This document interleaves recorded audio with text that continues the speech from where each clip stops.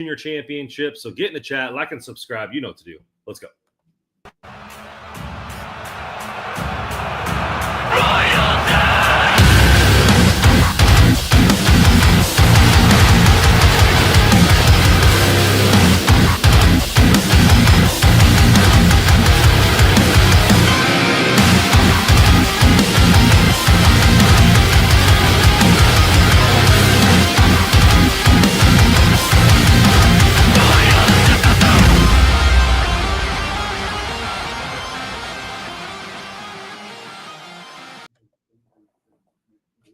All right, man. Well, welcome back in, brother.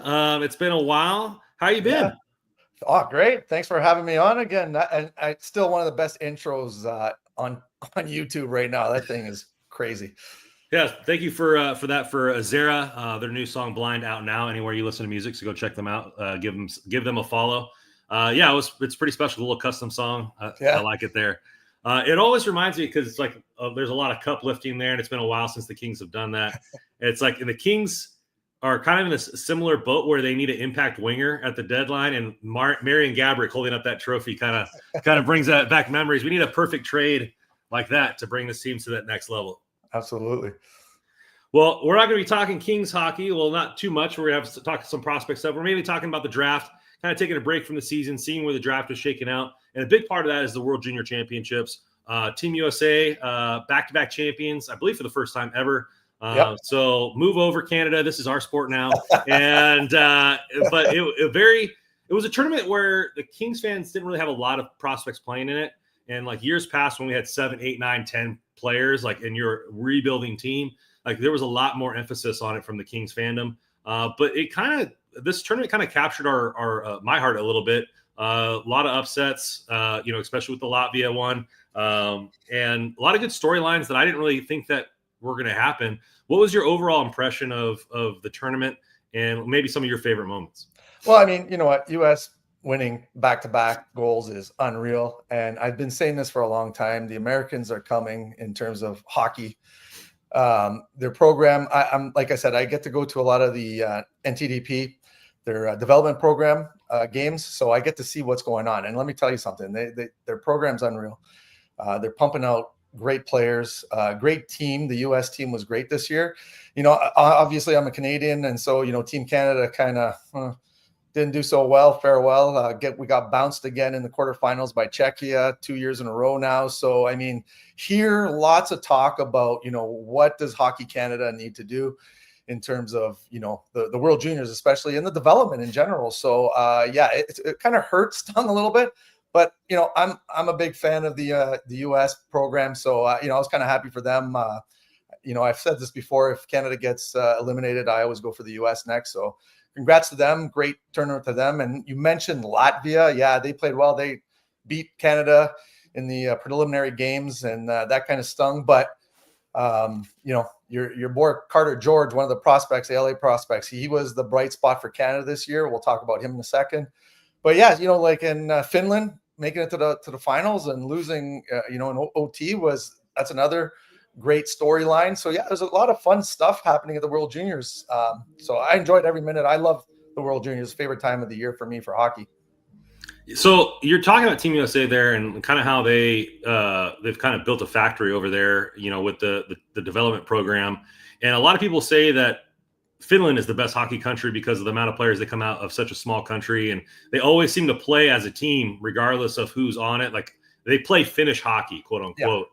Yeah. And so with the USA like playing with each other for 4 straight years and having that familiarity with the majority of the roster, and Connolly kind of was a throw-in last year, and so he was a part of the team this year a little bit.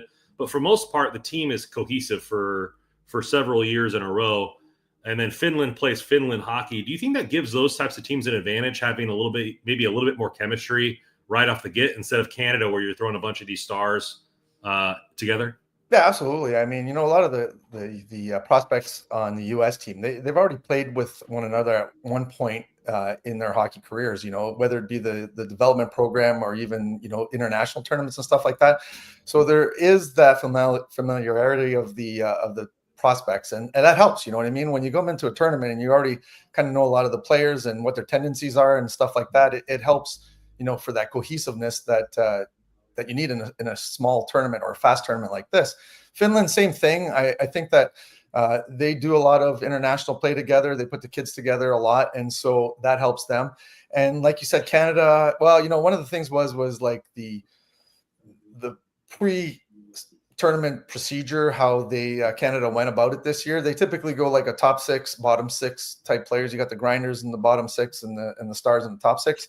But short tournaments like this, one game elimination, you know, do you want all your stars there and kind of put them in different roles? Like, say, for example, LA prospect Liam Greentree, you know, he played bottom 6 at the U18s. He could have did the same thing here.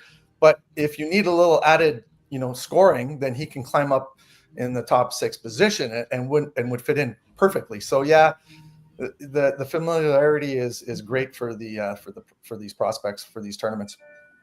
As far as like the win you said with Latvia and then, you know, Czechia and stuff like that, you know, they're not often thought about, and they've been excluded from the Four Nations tournament. I know that's the re-entry to the national stage for the best stars.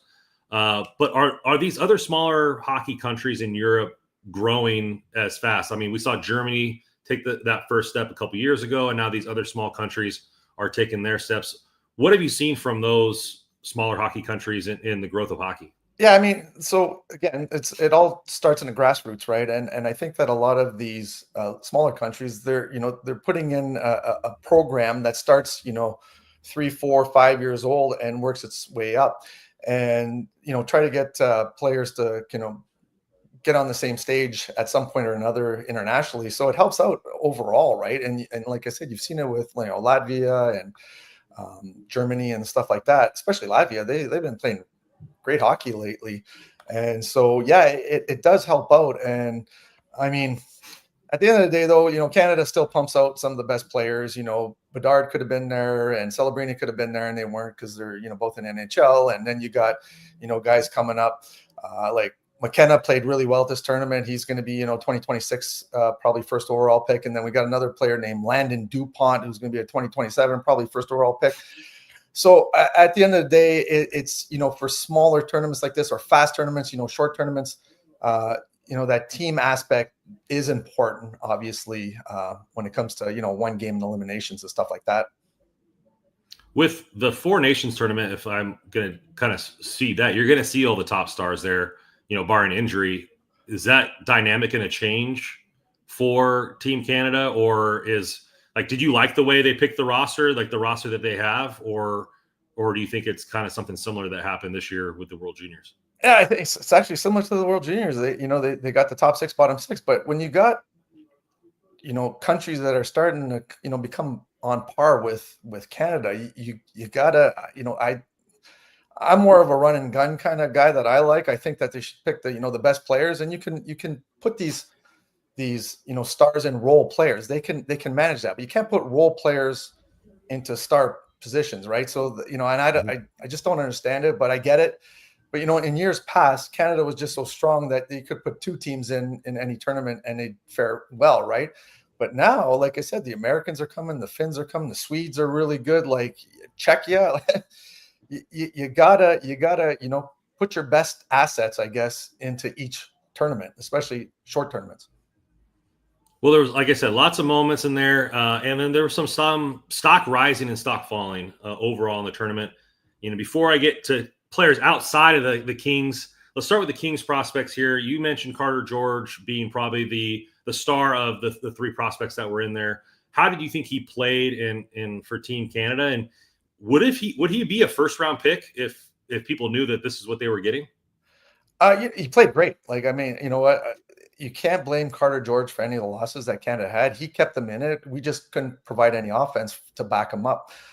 You know, and a couple bad bounces. Like, I look at the Czechia game there was a hand goal by one of the D put in his own net. But yeah, no, he played amazing. And I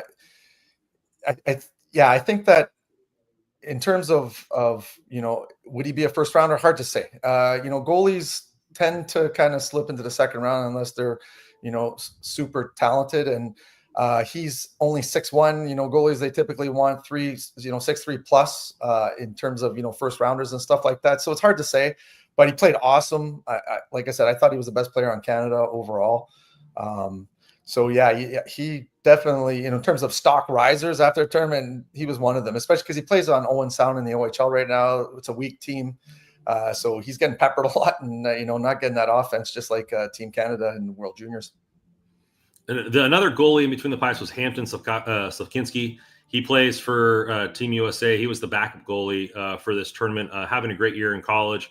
What did you see from him on the national stage? Well, he played 2 games against Latvia and Switzerland, I think it was, and he won both games. So that's all you can ask for a goalie. He looked really good, very calm, poised. Some issues with his rebound control, but yeah, I thought he played really well actually for the Americans. And that was a real strong American team too. So it's kind of nice when you have that offensive punch up front to kind of back you out of problems. But yeah, he plays in Western Michigan, I think, in NCAA right now. Mm-hmm. But yeah, he looked decent. Hard to say with a small sample size, but looked good from what I saw. I only got to see him play one game. It was against the Swiss. So, but he looked really good, steady. Stock has been down on second round pick Jacob Dvorak. I think some Kings fans are tired of the big, tall defensive defenseman, with how the Kings have been drafting. But he was part of the Czechia team that beat Team Canada. He had some decent moments. Did you see any games with him, and how has he been playing this year? Yeah, I've seen Jakub Dvorak a lot. He's a great player too, defensively. And the one thing that would have been nice in the World Juniors is that would have helped his stock, I guess you could say, is if he would have had an offensive punch. He only got 1 point in 7 games, which was not great. Especially but he did play against the top lines, and so it was a rock defensively in that aspect of the game. So yeah, he's that defensive defenseman, 6'5", mobile, uses his body. So you need those types of players, but if you want to, the mobile offensive defensemen are the name of the game right now, especially in the first round. If you're going to go in the first round, you have to have some offensive punch, and it would have been nice if he would have showed that, let's say, at the World Juniors as a prospect. Well, stock rising for some of the Kings prospects there, but let's talk about the rest of the league. Who are some guys either in this draft that are upcoming names that really took a big jump, or last year in the draft that maybe would have been drafted higher or had really increased their stock since being drafted? Yeah, so I'll start off with the 2 goalies that really kind of stood out, and they're undrafted. They're both 2005s. Petteri Rempinen, who's the goalie for the Finland. He played every game, every minute of every game. Lost in the finals, obviously. He was great. Played awesome. And then the Latvian goalie there, Linard Stenbergs, who played awesome too. Obviously beat Canada, beat Germany. His stock is rising. He plays in the Q right now, and is again, hasn't fared as well in the Q as he did in the World Juniors, but their stock are going to rise. This year's draft, we had Matthew Schaefer, the Canadian, the defenseman. He got hurt in the second game early on, so we didn't really get to see what he did. But in his first game, he was amazing. So him and James Hagens, the Boston College phenom for the U.S., are both battling for first overall. So this was going to be that tournament where we can kind of, it's part of the whole process, I guess you could say, in terms of the rankings. But Matthew Schaefer after the first game was looking like, wow, he was just flying out there. And then, like I said, got hurt. But Hagens played really well, although he was on the top line with Ryan Leonard and Gabe Perreault. So, it kind of helps when you're on a strong line like that. And so, but nevertheless, got 9 points in the tournament, which was one of the, top 10, I think, ever for the U.S. as a draft eligible player. So, yeah, he did his part. So now come draft day, it's going to be a battle, I think, between Matthew Schaefer and James Hagens, who both were at this tournament. Now, for the underage or for the overage goalies, so they're going to be +1 draft eligible players. Going from undrafted, where do you think maybe they fall in this draft? Are they mid-round 3, 4, 5 type players? Yeah, I think they'll still go mid-round in this draft. But, the team's going to take a chance on one of them, and it could turn out, right? Goalies tend to take a little bit longer to develop, as do defense. I think goalies a little bit longer than defense, but I definitely see them going mid-rounds, especially after this showing. and it's going to help their stock for sure. Now, in terms of stock risers, a player that got drafted in 2023, Edward Shala, who played for the Czechs, he was great. I thought he played really well. Ryan Leonard was awesome at this tournament. He was my favorite player, and he did get the MVP and top forward wins. So yeah, there was a few guys that basically stood out. U.S. Cole Hudson, Zeev Buyam, I thought they played awesome. Yeah, it was a great tournament. I love everything about the tournament. And like I said, in terms of draft eligible players, it's just a small picture of the whole thing. So yeah, it was fun. It was awesome. Well, that's a beautiful segue over to into our next part of this is the 2025 draft. But before we get to that, we're going to take it into a word from one of our sponsors here. And that sponsor is going to be DraftKings. So DraftKings is perfect because you can play the new DraftKings setup, which is called Pick Six. What are you waiting for?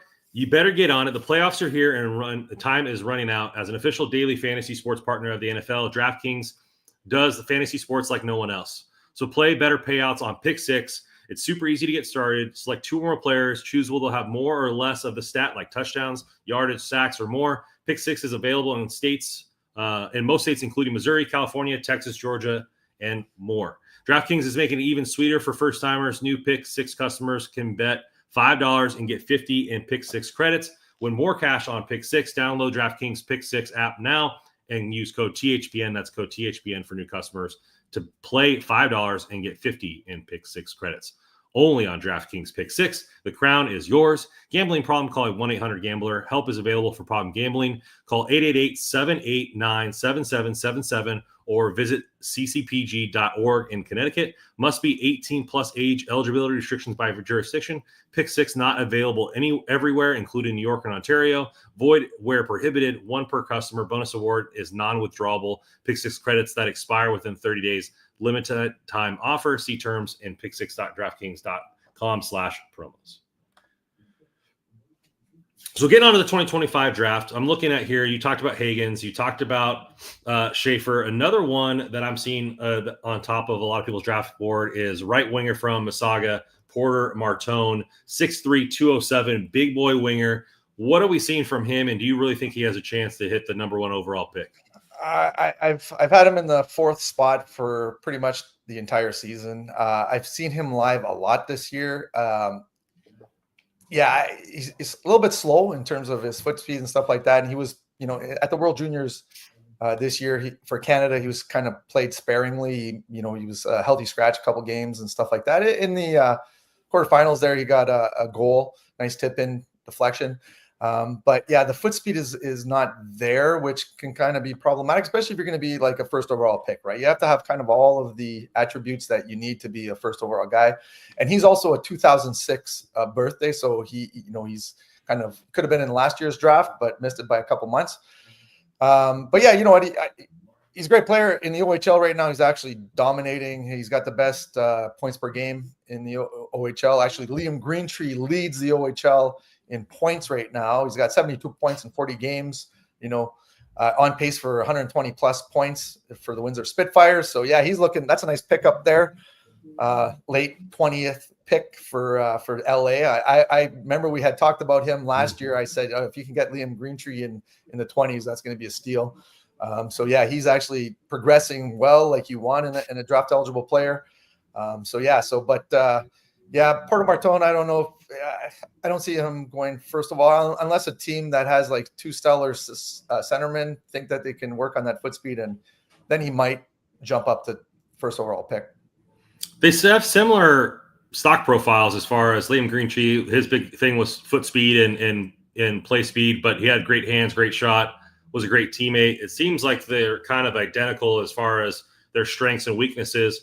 Do you think that, a lot of people seem to be regretting not taking Liam Greentree earlier. Yeah. Do you think they'll regret not taking Porter, or is it you really just have to have that electric ability at one overall? Yeah, I think, like I said, you have to have all of the dots kind of have to line up if you're going to be a first overall pick. And unfortunately, the NHL still looks at foot speed in terms of, as a deterrent, I guess you could say, and he lacks that.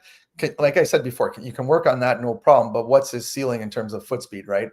The NHL has become really fast. Even the World Juniors was really fast, and you could see at times that he kind of was, struggling a little bit to keep up with the play here and there. But in terms of, like you said, his shot, his hockey IQ, his playmaking ability, he's a great player, and very similar to Liam Greentree. He's the captain for the Brampton team, and so very similar. But this is like a little bit of a weaker draft than last year and the year before. So there's that upper tier, which is like 4 or 5 players, and then after that kind of drops off a little bit, and then into the 20s is another tier. So yeah, for him to be up that high is a testament to his offensive upside. You brushed over him a little bit there, but the number 1 American prospect is James Higgins, ranked number 1 or number 2 in a lot of people's boards, 5'11", 176, so a slight gent, but averaging over a point per game there at Boston College. What are the positives to his game, and is he your odds-on favorite to be taken first overall? Well, no, my odds-on favorite is still Matthew Schaefer, the defenseman that plays in the OHL. So the thing with Matthew Schaefer is he's born September 5th, so he misses next year's draft by about 10 days. So he could have been in next year's draft. So he's probably one of the youngest players in this draft as a whole, and he's over a point a game in the OHL as a defenseman. And he just flies. And like I said, that first game that he played, he had like 3 points, 2 goals, or 3 goals, 1 assist, I think it was, or 2 goals, 1 assist. Anyways, he was awesome. So he's my right now number 1 pick. It depends on the team, what they're looking for. If they need a forward, then they might go James Higgins, who's doing really well in Boston College, like you said, plays on that top line with Ryan Leonard and Gabe Perreault in Boston. So yeah, he did what he had to do to kind of, make that discussion for first overall pick at the World Juniors. Got 9 points, played really well, was noticeable. He didn't stand out though. He wasn't electric years past like Celebrini and Bedard were at the World Juniors. So this draft's going to be interesting. Like I said, it could go anywhere. The top 4 players could potentially go first overall. So it's just a matter of what a team's looking for, and due diligence, I guess, with the meetings when they do the combine and stuff like that. So what are some of his strengths there with Higgins? Higgins, offensive hockey IQ, and he's always moving. I like he doesn't stop. He's always on the go. He's a good 200-foot player too. He's responsible defensively. Great shot, great hands. Last year at the NTP, he had over 100 points. So that the offensive upside is there.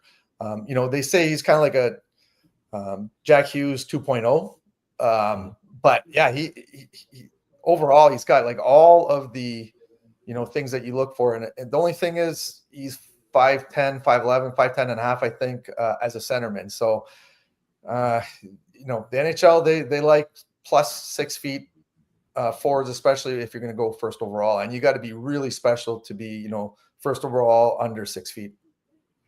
Is that going to be a challenge for him? I know a lot of people who are slight, college is the best place for them because they play less games, they're able to bulk up, they're able to practice more.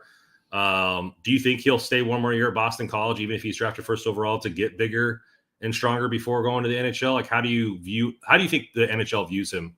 Yeah, I could see him doing another year in Boston College if he gets picked first overall. I mean, it depends on the team, I guess, and what their weaknesses are. If they need a number 1 center or number 2 center, then he might jump in right away. And how he does, at the NHL when he, whatever team drafts him at the tryouts. So, but he's a player that I could see potentially returning just for one more year of development, getting stronger, getting bigger, faster, all that fun stuff.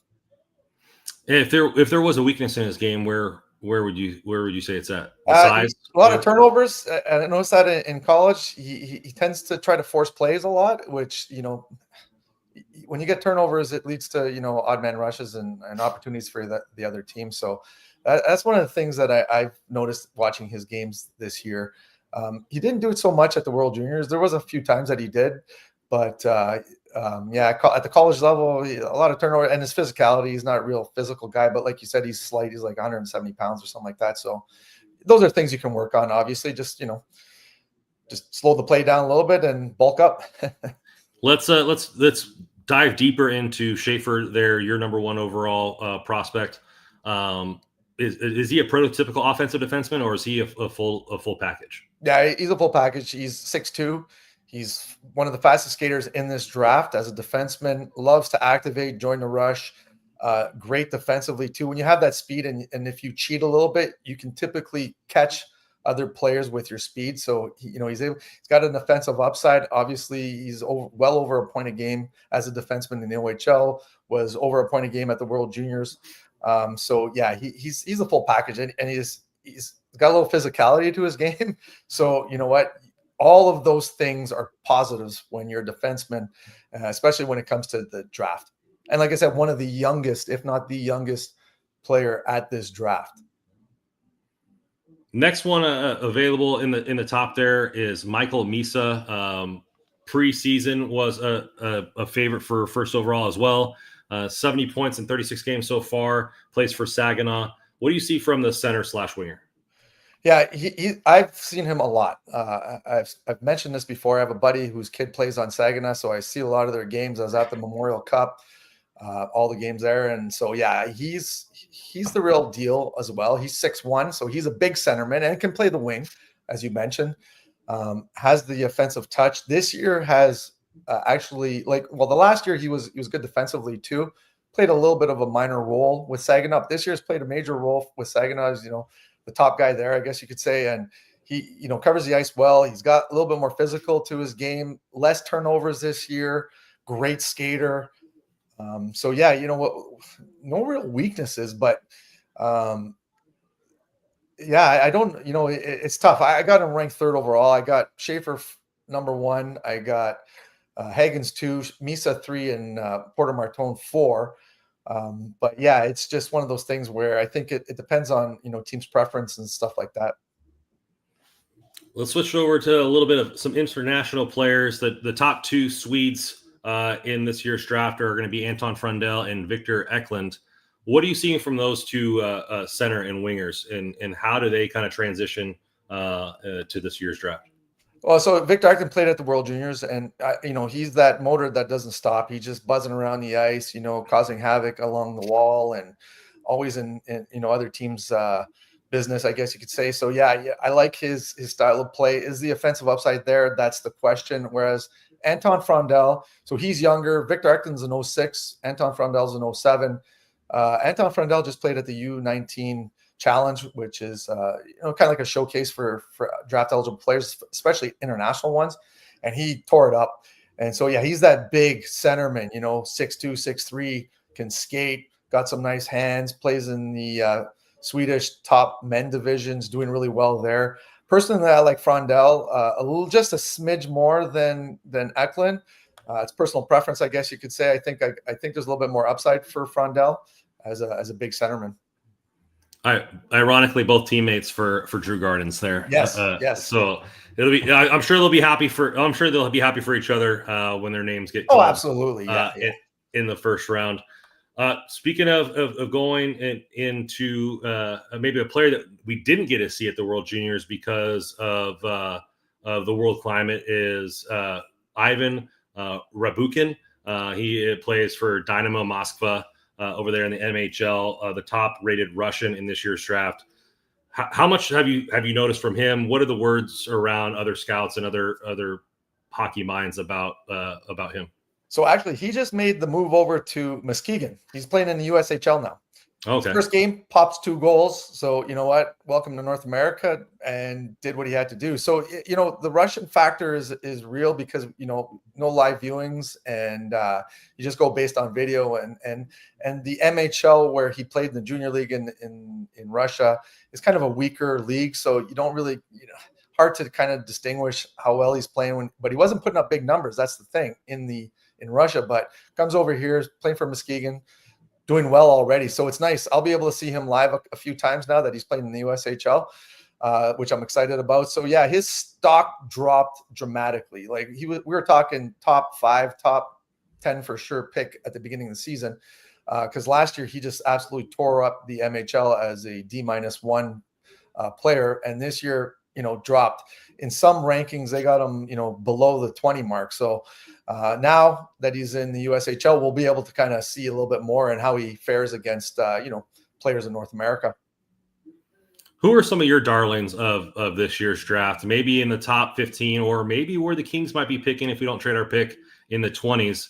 Throw some of your draft darlings out there. Okay, so one of my favorite players right now, and I got him ranked really high. I got him as my 5th overall best prospect, a player by the name of Caleb Desnoyers, plays in Quebec, and he is just a beauty of a player. 6'2", can skate, has just absolutely tearing up the queue. I don't know how many points. I think he's got 60 points or 60 some points in 40 games.